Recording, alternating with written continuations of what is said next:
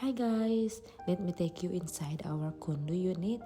So, gipalit pa dyan ako na nga pahumot gikan sa Germany guys, fragrant na para unyag sulod sa atong mga guest humot na akong anak daraghabi kay we decided unta no nga anak nga time dira sila matulog.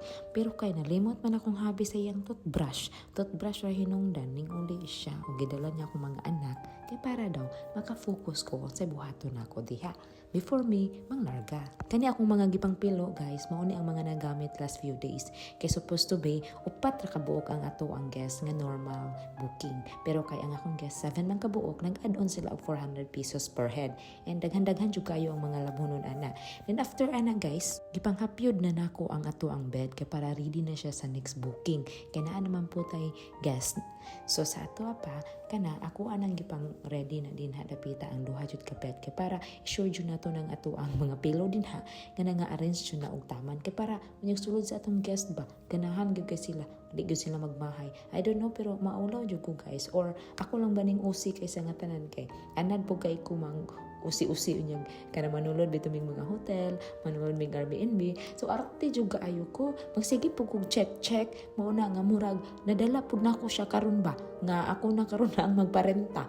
Murag na-adjust ako ang mind kung unsa to ako mga gibuhat sa laing mga unit. Mao po akong buhaton sa ako ang unit karon. But anyway pagkahuman ako medyo murag gikapoy naman ko, naglingkod ko din ha.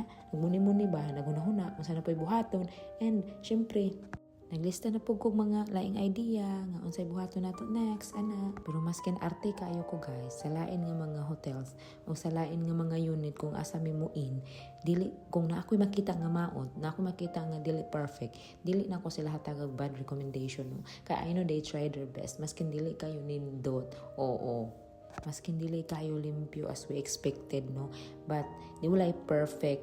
At least na-learn ko, at least kabalo ko unsay feelings ana ug unsay feeling sa mga guests nato, unsay ilang gipangita, unsay ilang expectations.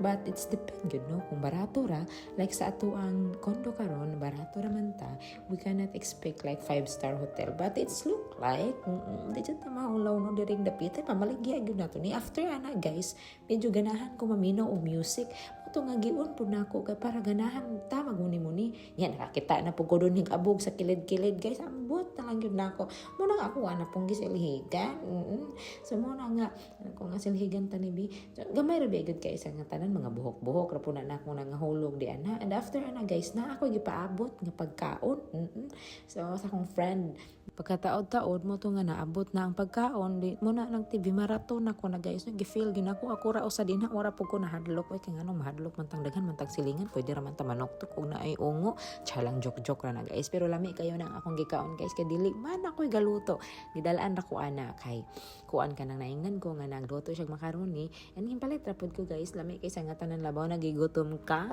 nya diha man ko natulog guys dito ra ko sa bangko natulog no kay para dili na ni man ako buning bed pagkahuman ana nakahinumdum ko nga og sulawan gani kayo mo nga matulog mo daani pwede ra na ninyo dinha inaog ng curtain oo pero dili gyud siya pang black gyud siya no sangit kangit-ngit abi lang gyud nako nga mo black gyud kayo siya pero at least mawad-an siya og kahayag kay isa nga tanan. So after ana imuhara na siyang i-close and i-open kung ganahan ka. Yan nakahuna-huna ko guys nga i-demo na ko sa inyo ang bed. Kung naaga na extra nga person, mao ni ang inyong buhaton no. Ang atong bed guys, mabira-bira na siya extra sa ilalom nga mura po siya bed.